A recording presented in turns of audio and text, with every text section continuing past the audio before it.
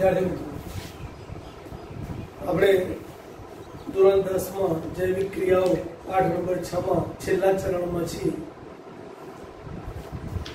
વહન નામની જૈવિક ક્રિયા અને મનુષ્યમાં વહન અને વનસ્પતિમાં વહન આપણે જોયું। વનસ્પતિમાં વહન બે પ્રકારે થાય, પાણી અને પોષક તત્વોનું વહન અને ખોરાકનું વહન। એમાં પાણી અને પોષક તત્વોનું વહન લાસ્ટ લેક્ચરમાં આપણે પૂરું કર્યું છે। આજે જ્યારે વહન વિશે જોવાનું છે ત્યારે વનસ્પતિમાં ખોરાકનું વહન જોવાનું છે।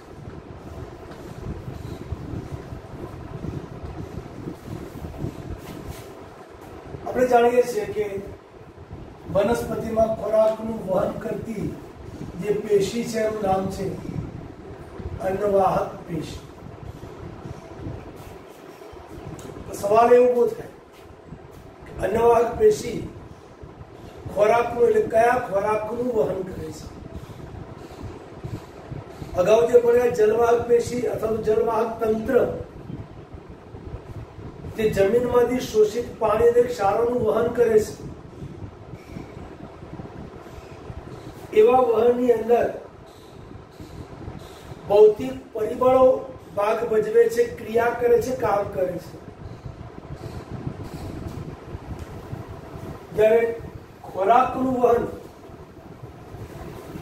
અન્નવાહક પેશી કરે છે, એટલે એમ લખીએ કે અન્નવાહક પેશી દ્વારા થાય છે, એ ખોટું નથી। કેવો ખોરાક કે જે સૂર્યપ્રકાશની ક્રિયા દરમિયાન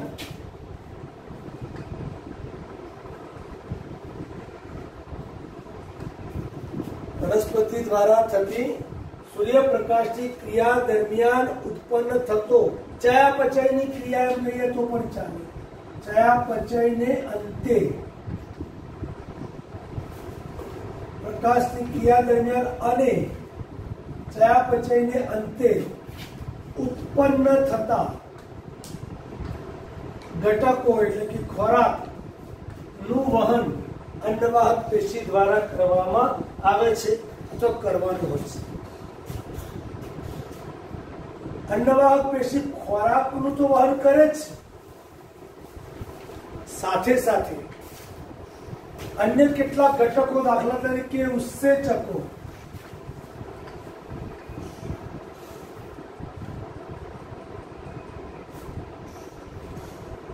એમિનો એસિડ એટલે પ્રાણીઓ હોય અને વનસ્પતિમાં પણ ખરું,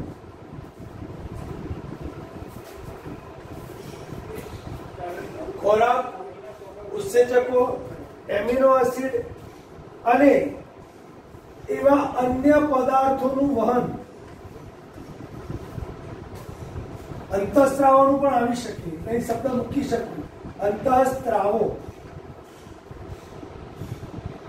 કદાચ તમે ક્યાંય ભણ્યા હો કે વનસ્પતિમાં વૃદ્ધિ પ્રેરક અંતઃસ્ત્રાવો ઓક્સિન, ઝિબ્રેલિન, તો આ બધા અંતઃસ્ત્રાવોનું વહન થતું કેવી રીતે હોય? પ્રાણીઓ હોય તેની અંદર અંતઃસ્ત્રાવોનું વહન વૃદ્ધિ મારફતે થાય। વનસ્પતિની અંદર તો એવી વનસ્પતિઓમાં અંતઃસ્ત્રાવોનું વહન આવા અન્નવાહક પેશી દ્વારા થતું હોય એવું જોવા મળે છે। તો ખોરાક, ઉત્સેચકો, અંતઃસ્ત્રાવો, એમિનો એસિડ અને અન્ય પદાર્થોનું વહન અન્નવાહક પેશી દ્વારા થાય છે। અન્નવાહક પેશી એટલે ખાસ કરીને એમાં કયા કોષો? ધોરણ 9 માં અન્નવાહક પેશી આપણે અલગથી ભણી ગયા, જલવાહક અન્નવાહક પેશીમાં। એમાં નિમ્ન કક્ષાની જો વનસ્પતિ હોય કે જેમાં વાહક તંત્રોની શરૂઆત થઈ હોય એવી ત્રિઅંગી અને અનાવૃત, એની અંદર ચાલની કોષો જોવા મળે છે। આપણી ચોપડીમાં આનો જાજો ઉલ્લેખ નથી, પણ મારે અત્યારે આનો ઉલ્લેખ કરવો પડે તમારી સમજણ માટે। ચાલની કોષો અને ઉચ્ચ વનસ્પતિ હોય જેમ કે આવૃત બીજધારી અને એકદળી દ્વિદળી, તો ચાલની નલિકા, આ ચાલની નલિકા, ચાલની કોષો અને સાથે સાથી કોષ, અન્નવાહક દ્રઢોત્તક અને અન્નવાહક તંતુઓ, આ બધા ભેગા મળીને એક ઘટમાળા રચે છે. એ આખી પેશી અન્નવાહક પેશી તરીકે ઓળખાય છે. એટલે ટૂંકમાં આ બધા ઘટકો ભેગા મળીને વહનની ક્રિયા વનસ્પતિમાં કરે છે. મેં હમણાં થોડી વાર પહેલા તમને કીધું કે વનસ્પતિ ની અંદર જલવાહક તંત્ર જે છે એ કેટલાક ભૌતિક પરિબળોને આધારે વહન ક્રિયા કરે છે. યાદ છે તમને? ગયા લેક્ચરમાં કયા હતા આવા ભૌતિક પરિબળો? કયા? મૂળદાબ, મૂળદાબ પછી બાષ્પોત્સર્જન, અને વધારાની એક વસ્તુ મેં તમને કહેલી કેશાકર્ષણ. પણ જયારે વનસ્પતિને ખોરાકનું વહન કરવાની વાત આવે છે ત્યારે આવા ભૌતિક પરિબળોથી વિરુદ્ધ ખોરાકના સ્થળાંતર માટે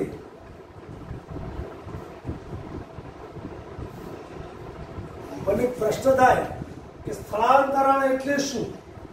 એની વ્યાખ્યા જોવી પડે.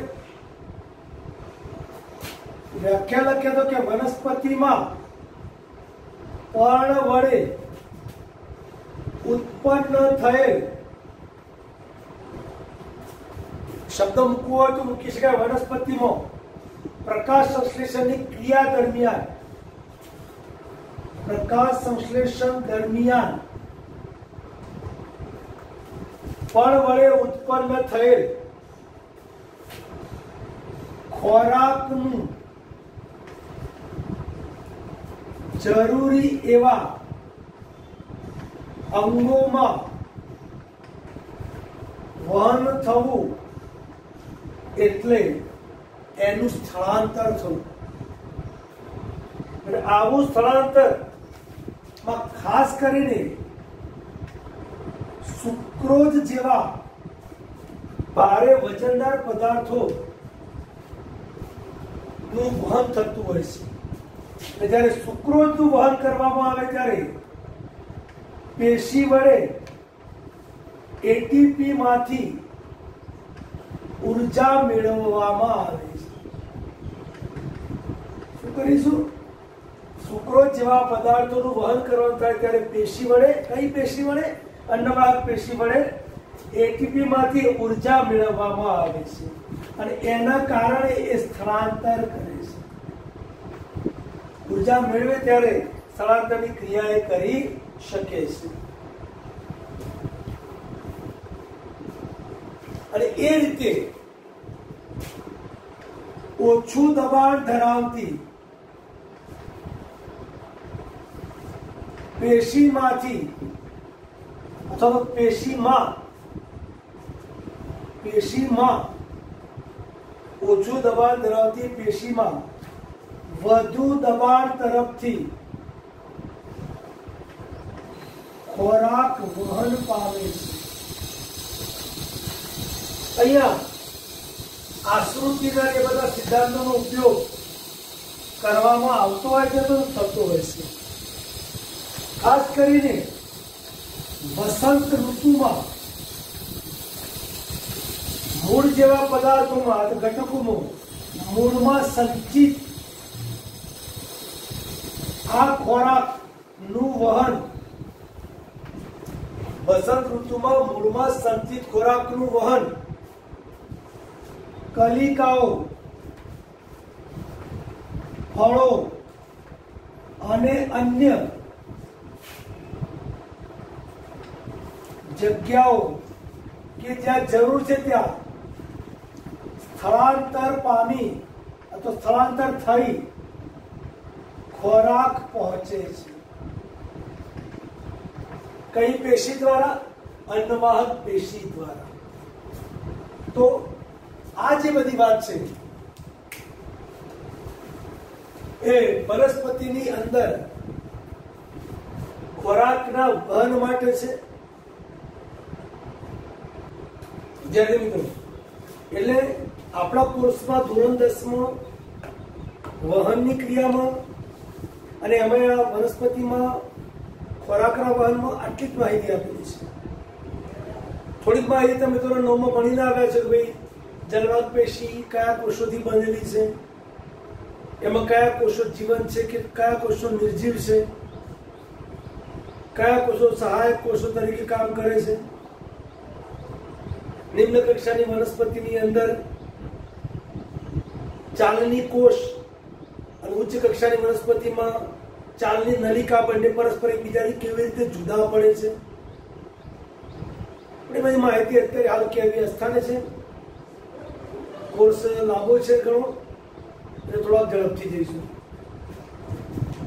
હવે આ જૈવિક ક્રિયાઓ પ્રકરણની અંદર છેલ્લી જૈવિક ક્રિયા અને એનું નામ છે ઉત્સર્જન.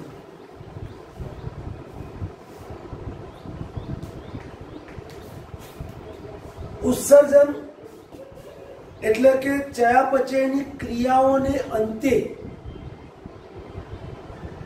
ઉત્પન્ન થયેલા નકામા કચરાને, ચયાપચયની ક્રિયાઓ એટલે ખોરાક મેળવવાની ક્રિયા, એની પાચનની ક્રિયા, એનું શોષણની પ્રક્રિયા, એનું વહનની પ્રક્રિયા, આ બધાને અંતે હવે જે નકામો કચરો વનસ્પતિ હોય કે પ્રાણી હોય એમાં ઉત્પન્ન થાય છે. તો આપણે વ્યાખ્યા લખવી હોય તો આવી લખી શકીએ, જે જૈવિક પ્રક્રિયા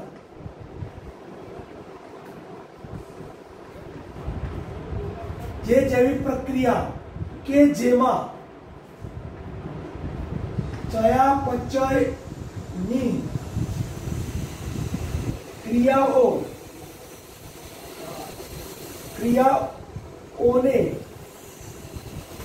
અંતે નકામા પદાર્થો પેદા થાય છે તેને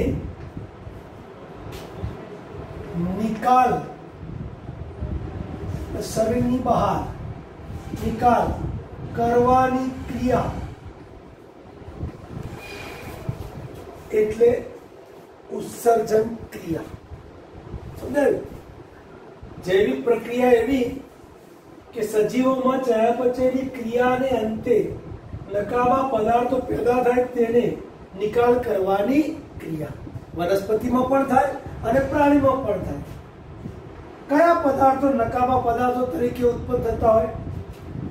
ખાસ કરીને જ્યારે હું વનસ્પતિની વાત કરું ત્યારે પહેલો ઘટક O2 એ આપણા માટે ફાયદાકારક છે, પણ દિવસે જ્યારે CO2 નો ઉપયોગ કરી વનસ્પતિ ખોરાક બનાવે છે ત્યારે નકામા પદાર્થ તરીકે O2 નું નિર્માણ કરે છે. એટલે O2 તરીકે વનસ્પતિ ઉત્સર્ગ દ્રવ્ય તરીકે એનો નિકાલ કરે છે એમ કહીએ તો ખોટું નથી. એનો એક વખતે જરૂરી નથી, એટલે એક પદાર્થ O2 પણ ગણી શકાય. ટેનિન, રેઝિન, ગુંદર આવા બધા ઘટકો એ ઉત્સર્ગ દ્રવ્ય તરીકે વનસ્પતિ જ્યારે શરીરમાંથી બહાર કાઢે છે ત્યારે પ્રાણીઓ શું કરે છે? પરસેવો અને મૂત્ર આવા પદાર્થો ભળે amino acid, uric acid, urea, આમ તો બધાને નાઇટ્રોજન યુક્ત પદાર્થો કહીએ તો વધારે વ્યાજબી છે. તો પ્રાણીઓ પરસેવા મૂત્ર જેવા ઘટકો દ્વારા નાઇટ્રોજન યુક્ત પદાર્થો જેવા કે amino acid, uric acid, urea વગેરેનો શરીરમાંથી ત્યાગ કરે છે, નિકાલ કરે છે. તો એવી પ્રક્રિયાને આપણે ઉત્સર્જન અથવા તો ઉત્સર્ગ ક્રિયા, ઉત્સર્ગ દ્રવ્યો અને પ્રક્રિયા ઉત્સર્જન ક્રિયા દ્વારા દૂર કરવામાં આવે છે. અત્યારે હાલ પ્રાણીઓમાં ઉત્સર્જનની વાત કરવી છે તો પ્રાણીઓમાં ઉત્સર્જન ક્રિયા કરવા માટે જુદા જુદા ઉત્સર્જન અંગો આવેલા હોય છે. આનો ઉલ્લેખ થોડોક જૂના કોર્સમાં 9માં હતો, મને થોડો ખ્યાલ છે. દાખલા તરીકે આસ્યક, આ એક અંગિકાનું નામ છે, આસ્યક. ત્યાર પછી જ્યોતકોષ, ત્યાર પછી માલ્પિથિયન, નલિકા, મૂત્રપિંડ વગેરે. આપણે જયારે મૂત્રપિંડ આવે ત્યારે બાળકને ખબર પડે, મૂત્રપિંડ આવે એટલે આપણને ખબર પડે કે આપણા શરીરમાં મૂત્રપિંડ છે, કિડની, જે મૂત્ર ગારણની ક્રિયા કરે છે, રુધિર ગારણની ક્રિયા કરે છે અને મૂત્રનું નિર્માણ કરે છે. એટલે નકામા કચરા તરીકે મૂત્રનું નિર્માણ કરે, રુધિરને ગાળે. પણ સવાલ ઉભો થાય કે આસ્યક, જ્યોતકોષો, માલ્પિથિયન, નલિકા સાહેબ ક્યાં છે? તો આસ્યક એ જે સચિત્ર સમુદાયનું પ્રાણી છે, વાદળી, એની અંદર એવા સજીવોમાં આસ્યકની રચના ઉત્સર્ગ ક્રિયા કરવા માટે છે. પટ્ટીકૃમિ જેવા પ્રાણીઓની અંદર, સૂત્રકૃમિ, પટ્ટીકૃમિ જેવામાં જ્યોતકોષોનું નિર્માણ થતું હોય છે ઉત્સર્જન ક્રિયા માટે. જ્યારે કીટક વર્ગ છે, જે સૌથી મોટો વર્ગ કહેવાય છે, ભણ્યા ધોરણ 9 ની અંદર આપણે કયો? સંધિપાદ સમુદાય. અને એવા પ્રાણીઓના અંદર માલ્પિથિયન, નલિકા, હરિતપિંડ જેને કહેવાય, બીજો શબ્દ છે, અથવા તો કેટલાકમાં હરિતપિંડ સ્વરૂપે પણ એ જોવા મળે છે. તો આવા અંગો અને મૂત્રપિંડ એ ઉત્સર્ગ અંગો તરીકે ઓળખાય છે, જે ઉત્સર્જનની ક્રિયા કરે છે. આપણા કોર્સની અંદર આ બધા પ્રાણીઓના ઉત્સર્ગ એકમો ભણવાના નથી, માત્ર આપણે મનુષ્યનું ઉત્સર્ગ એકમ ભણવાનું છે.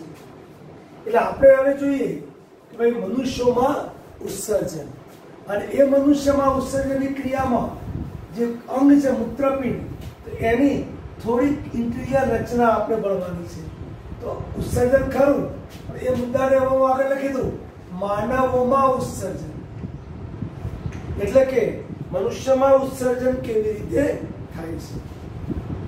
તો આપણે જાણીએ છીએ કે મનુષ્યમાં ઉત્સર્જન અંગ તરીકે મૂત્રપિંડ છે. એટલે કે મૂત્રપિંડની રચના આપણે ભણવાની છે, જેના થકી મનુષ્યની અંદર શરીરમાંથી પરિભ્રમણ કરીને આવતું રુધિર ગારણ થતું હોય છે. હું ઘણા વર્ષો પહેલા ટ્રેનિંગમાં ગયેલો, ત્યારે ત્યાં પ્રશ્ન એ થયો કે આપણા શરીરમાં રુધિર સ્વચ્છ ક્યાં થાય? 2 ટીચરો લડી પડ્યા. એક ટીચર કહે છે હૃદયમાં શુદ્ધ થાય, અને બીજો ટીચર કહે છે કે મૂત્રપિંડમાં શુદ્ધ થાય. અને હું એમ કહું છું કે મિત્રો, બંને જગ્યાએ શુદ્ધ થાય. કેમ? ફેફસામાં જ્યારે, હૃદયમાં નહીં, સોરી, ફેફસામાં જ્યારે શુદ્ધ થવાની વાત આવે છે ત્યારે એ CO2 થી શુદ્ધ થાય છે. એટલે કે ફેફસાની અંદર CO2 નીકળે છે રુધિરમાંથી અને O2 દાખલ થાય છે. એટલે O2 CO2 ની બાબતે શુદ્ધ થવાની પ્રક્રિયા ફેફસામાં થાય છે. પણ જ્યારે આખા શરીરમાં પરિભ્રમણ થતું હોય ત્યારે એની અંદર ભરેલા અમુક નત્રલ પદાર્થો, અને એ હમણાં અહીંયા કહ્યું એમ amino acid, uric acid, urea વગેરેથી શુદ્ધ થવાનું કામ મૂત્રપિંડમાં થાય. એટલે શુદ્ધ બંને જગ્યાએ થાય. પણ એમ કહેવાય કે મૂત્રપિંડમાં ગારણ થાય છે, અને એટલે બંને વસ્તુ અલગ અલગ છે. પેલું CO2 નું શુદ્ધકરણ, જ્યારે અહીંયા આવા નત્રલ પદાર્થોથી ગારણ ક્રિયા એ મૂત્રપિંડ કામ કરે છે. બંનેનું કામ અગત્યનું છે. તો મૂત્રપિંડની રચના એ આપણા શરીરમાં ક્યાં આવેલી છે? તો એની આકૃતિ દોરીએ તો આપણા શરીરમાં એક જોડ મૂત્રપિંડ એટલે કે 2 નંગ મૂત્રપિંડ આવેલા છે. કરોડ સ્તંભની પૃષ્ઠભાગે, આપણા શરીરના દેહના પૃષ્ઠભાગે કરોડ સ્તંભ જે મણકા છે એના અંતની નજીક આજુબાજુ કશે રૂકાઓની એટલે એની અંદરથી નીકળતી ચેતાઓની બાજુમાં વચ્ચે બંને બાજુ 2 મૂત્રપિંડ ગોઠવાયેલા જોવા મળે છે. આ જે છે અંગ એનું નામ છે મૂત્રપિંડ. એની અંદર એક રુધિર લાવતી ધમનીમાંથી પડેલા 2 ફાટા પ્રવેશે છે. હૃદયમાંથી ફરીને શરીરમાં થઈને આવતું રુધિર ધમની મારફતે આવે છે. આપણને ખબર છે એટલે આપણે આને ધમની કહીએ છીએ. ભલે હૃદયમાંથી આવેલું શુદ્ધ રુધિર સારા વાળું ઓટું વાળું એ આવે, પણ એમાં ઉષક દ્રવ્ય હોઈ શકે. હૃદયમાં તો ઉષક દ્રવ્યો રહેવાના, પણ સમય સમય પર જ્યારે કિડનીમાં આવતું રહેશે ત્યારે શુદ્ધ થતું જશે. એ ધમની અંદર રુધિરનો પ્રવેશ કરે છે. એટલે આને ધમની કહીશું. આ એના 2 ફોંટા છે. અંદર અનેક એકમમાં વિભાજિત થતા આ ફાંટા રુધિરની ગાળણ ક્રિયા અંદરની બાજુ કરશે. એ જયારે અલગ ઉત્સર્ગ એકમ જેને કહેવાય એમાં જોઈએ, અને જયારે બધું રુધિર ગાળણ ક્રિયાને અંતે પાછું વળે છે ત્યારે એમાંથી અને આમાંથી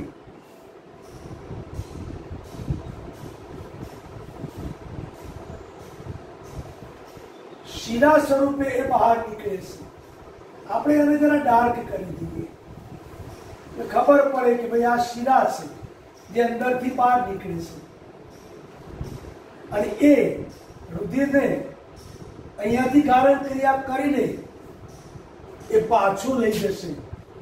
એને આપણે શીરા કહીશું ને એ શીરા હૃદય તરફ રુધિરને લઈ જશે.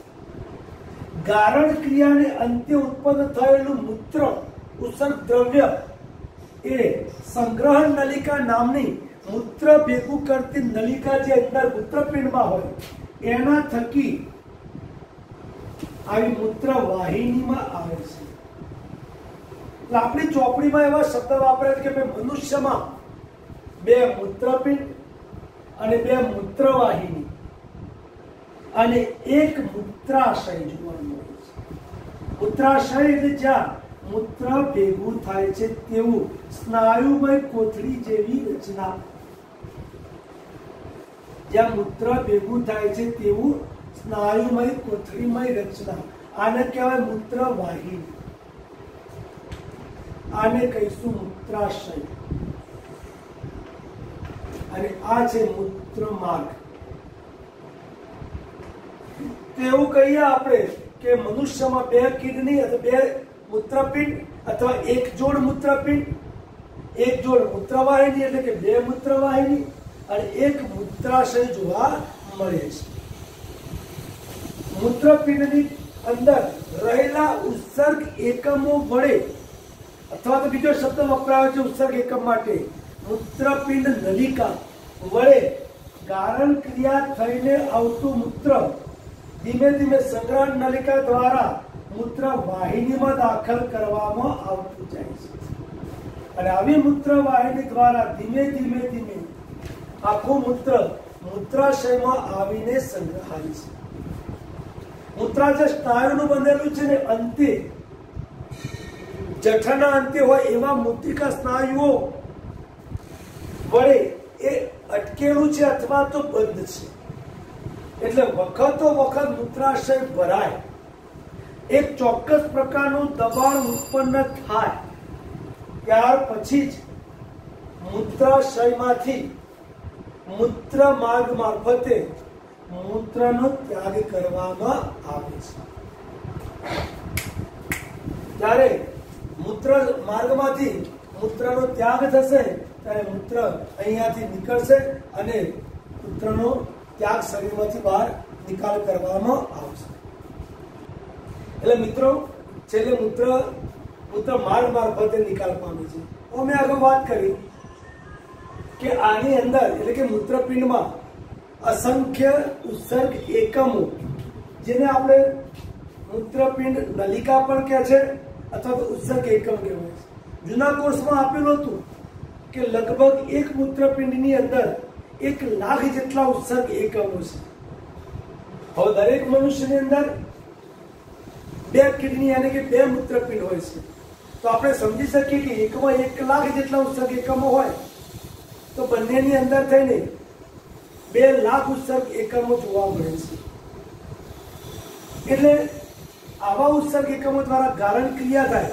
અહીંયા હું થોડું તમને બતાવું કે આવા ઉત્સર્ગ એકમો નિકટતમ રીતે એટલે એકબીજાથી ખૂબ નજીક અસંખ્ય સંખ્યામાં ગોઠવાયેલા છે.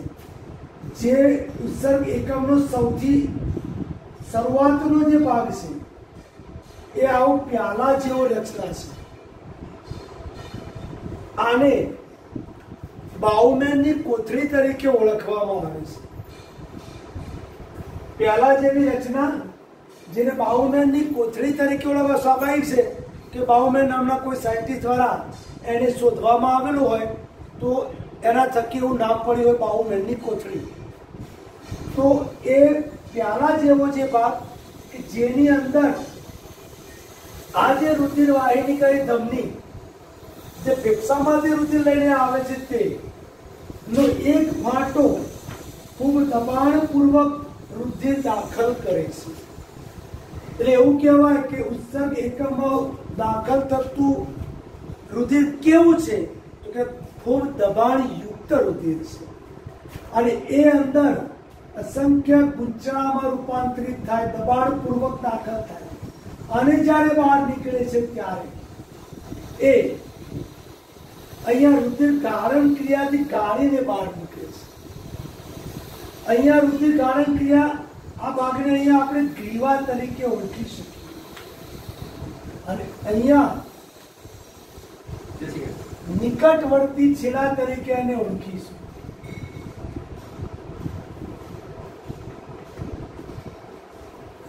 આગળ જતો આ નળી એક સાંકડા વેહવાળી નળીમાં રૂપાંતરિત થાય છે, જેને હેન્લેનો પાસ તરીકે ઓળખવામાં આવે છે. શરૂઆતમાં જ્યારે ગાળણ ક્રિયા થાય ત્યારે આ ગાળણ ક્રિયામાં કેટલાક જરૂરી એવા ઘટકો, દાખલા તરીકે એમિનો એસિડ, ગ્લુકોઝ વગેરે રહેવાની શક્યતા છે. એમિનો એસિડ, ગ્લુકોઝ અને ક્ષાર જેવા પદાર્થો આની અંદર રહેવાની શક્યતા છે. એટલે આ જે રુધિર વાહિની છે એના ફરીથી કેટલાક ફોટા પડીને આ જે નલિકા છે એને ફરીથી એની સાથે જોડાય છે. અને એ જે પ્રક્રિયા થાય છે એનું નામ છે પુનઃ શોષણ. અહીંયા કહેવું તો ન જોઈએ છતાં ડાયાબિટીસના 2 પ્રકાર પૈકીનો એક પ્રકાર બહુમૂત્રા, વારંવાર પેશાબ જવાની પ્રક્રિયા, એ આવી કોઈ પ્રક્રિયાને ખામીને કારણે પુનઃ શોષણ ઓછું થતું હોય એવી ઘટનાના કારણે નિર્માણ પામતી હોય તો એ ખોટું નથી. હવે આ રીતે ફરીથી પુનઃ શોષણ થઈને જરૂરી એવા ઘટકો શોષિત થઈ જાય. નકામા ઉત્સર્ગ દ્રવ્ય આગળ વધતા આવી એક સંગ્રહણ નલિકા, એમાં આ નકામા પદાર્થો ઠાલવે છે. આની અંદર આવેલા અસંખ્ય ઉત્સર્ગ એકમો પૈકીનો એક ઉત્સર્ગ એકમ મેં અહીંયા બતાવ્યો છે. આ ધમની અને એમાંથી રુધિર બહાર લઈને આવતી આ બનશે શિરા. આ અસંખ્ય આવી નળીઓ જોડાય એટલે શિરા બનાવશે અને આવી આ શિરાઓ પુનઃ શોષણ કરીને રુધિરને હૃદય તરફ લઈ જશે ત્યારે ઉત્સર્ગ દ્રવ્યો સંગ્રહણ નલિકામાં રૂપાંતર પામશે। સંગ્રહણ નલિકામાં ઠલવાતા જશે। તમે જોઈ શકો છો કે મેં અનેક ખાંચા બતાવ્યા છે। એ શું બતાવે છે કે આવા અસંખ્ય ઉત્સર્ગ એકમો એની સાથે જોડાય છે। મેં કીધું કે એક મૂત્રપિંડની અંદર લાખોની સંખ્યામાં ઉત્સર્ગ એકમો આવેલા છે। આ બધા જ ઉત્સર્ગ એકમો આવી રીતે આ સંગ્રહણ નલિકા સાથે જોડાયેલા હોય એટલે એનું ઉત્સર્ગ દ્રવ્ય એમાં ઠાલવતા સરવાળે ભેગું થતું ઉત્સર્ગ દ્રવ્ય આવી સંગ્રહણ નલિકા દ્વારા મૂત્રવાહિનીમાં અંત પામે છે અને મૂત્રવાહિનીમાં આવતું આ મૂત્ર ધીમે ધીમે મૂત્રાશય તરફ જાય અને મૂત્રાશયમાં એકઠું થાય છે। તો મનુષ્યમાં જોવા મળતું ઉત્સર્જન તંત્ર અને એની અંદર મૂત્રપિંડ અને એની રચના, મૂત્રપિંડની અંદર આવેલા ઉત્સર્ગ એકમો, એની રચના, ઉત્સર્ગ એકમમાં આવેલા બાઉમેનની કોથળી, મેં પહેલા તમને કહ્યું પણ લખવાનું રહી ગયું, બાઉમેનની કોથળી જેની અંદર ગાળણ ક્રિયા થાય, જેમાં ઊંચા દબાણયુક્ત રુધિર દાખલ થાય, દબાણયુક્ત હોવાના કારણે એનું ગારણ થાય, ગારણથી ઉત્પન્ન થયેલા નકામા ઘટકો પાણી સાથે આગળ વધે છે જ્યારે ગાળિત રુધિર અંદરથી શિરા મારફતે બહાર નીકળે છે। પણ આ ગાળેલા ઘટકોની અંદર પણ કેટલાક એમિનો એસિડ, ગ્લુકોઝ અને અન્ય પદાર્થો જેને કહેવાય ક્ષાર અને વધુ માત્રામાં મૂત્ર પાણી જો હોય તો એનું પુનઃ શોષણ આગળ જતા વાહિનીઓમાં થાય છે। ધીમે ધીમે આગળ જતો એ ભાગ સાંકળો થતો જાય છે, હેલેનોપાસ કહેવાય છે અને છેલ્લે એ સંગ્રહણ નલિકામાં અંત પામે છે અને અસંખ્ય સંગ્રહણ નલિકાઓ ભેગી થઈને એક મૂત્રવાહિનીની અંદર એ અંત પામે અને ત્યાંથી મૂત્રવાહિની દ્વારા ભેગું થતું થતું મૂત્ર મૂત્રાશયમાં ઠલવાય છે અને મૂત્રાશય વખતો વખત ભરાવતા એનો નિકાલ આપણે કરતા હોઈએ છીએ। અહીંયા મિત્રો મનુષ્યમાં ઉત્સર્જન તંત્ર પૂરું થાય છે। હવે સામાન્ય એક નાનકડો ટોપિક કે વનસ્પતિમાં ઉત્સર્જન, આપણને એમ થાય કે મનુષ્ય કે પ્રાણી ઉત્સર્જન કરે, વનસ્પતિ પણ કરે। તો મેં હમણાં થોડી વાર પહેલા જ તમને કહ્યું કે O2 જે છે એ O2 મુક્ત કરવાની જે વનસ્પતિની ક્રિયા છે એ પણ વનસ્પતિ દ્વારા થતા ઉત્સર્જન ક્રિયાનો એક ઘટક જ છે। જીવનકાળ દરમિયાન વનસ્પતિ પર્ણપતન કરે છે। વસંત ઋતુની પહેલા પાનખર આવે છે અને પાનખર આવે ત્યારે વનસ્પતિ પર્ણપતન એટલે પાન ખેરવે છે। આ પાન ખેરવાની જે પ્રક્રિયા છે એક રીતે તો એ પણ ઉત્સર્જનની ક્રિયા છે। જે પાન કયા પાન ખરે છે તો કે જે ગરડા થઈ ગયેલા પાન છે કે જેની અંદર ચયાપચયની ક્રિયાઓને અંતે વનસ્પતિએ અન્ય નકામા પદાર્થો એની અંદર ઠાલવ્યા હોય એ સમય જતો ખેરવી નાખે અને એની જગ્યાએ નવા પણોનું ઉત્પાદન કરે છે। એ પર્ણપતન એ પણ ઉત્સર્જનની પ્રક્રિયા છે। ત્યાર પછી ગુંદર, ટેનિંગ, રેસિન આવા જે પદાર્થો છે એ નિર્માણ કરવાની પ્રક્રિયા એ પણ વનસ્પતિનું ઉત્સર્જનની પ્રક્રિયાનો એક ભાગ જ છે। ઘણી વખતે આવા બધા પદાર્થોને વનસ્પતિ જૂની થઈ ગયેલી અન્નવાહક પેશી, જૂની અન્નવાહક પેશી આવો ઉલ્લેખ આપણે કર્યો છે ચોપડીમાં, તો એની અંદર એને ઠાલવે છે। જૂની એટલે જે નકામી થઈ ગઈ હોય, નવી અન્નવાહક પેશી દ્વારા ખોરાકનું વહન થતું હોય તો આવા પદાર્થો ઉત્સર્ગ દ્રવ્યો અને એ આવી અન્નવાહક પેશીની અંદર ઠાલવીને ત્યાં એનો સંગ્રહ કરે છે અને મનુષ્યો પણ આવા પદાર્થોનો ઉપયોગ કરે છે કારણ કે આપણા માટે ગુંદર અને એવા પદાર્થો શું માયના રાખે છે એ આપણે જાણીએ છીએ.